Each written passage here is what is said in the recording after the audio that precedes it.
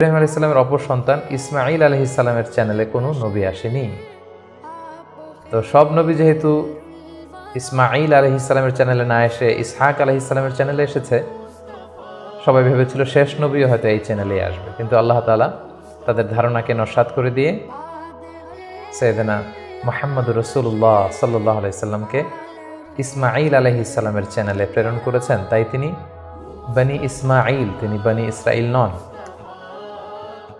এবং রাসূল সাল্লাল্লাহু আলাইহি ওয়াসাল্লাম তিনি হচ্ছেন বিশ্ব নবী, গ্লোবাল প্রফেট, অথবা দ্য প্রফেট অব ইউনিভার্স। গোটা বিশ্বের জন্য তিনি নবী হয়ে পৃথিবীতে এসেছেন। আল্লাহ তাআলা বলছেন, ওয়ামা আরসালনাকা ইল্লা কাফাতান লিন-নাসি বাশীরাও ওয়া নাযীরা। অর্থাৎ হে নবী, আমি আপনাকে গোটা বিশ্ববাসীর জন্য, পুরো মানব মণ্ডলীর জন্য আপনাকে আমি সুসংবাদ দানকারী এবং ভীতি প্রদর্শনকারী হিসেবে প্রেরণ করেছে। এবং সহিহ বুখারীর বর্ণনায় আল্লাহর হাবিব সাল্লাল্লাহু আলাইহি ওয়াসাল্লাম ফরমান যে আমাকে আল্লাহ তাআলা এমন 5টি নেয়ামত দিয়েছেন যেটা অন্য কোনো নবীকে দেননি।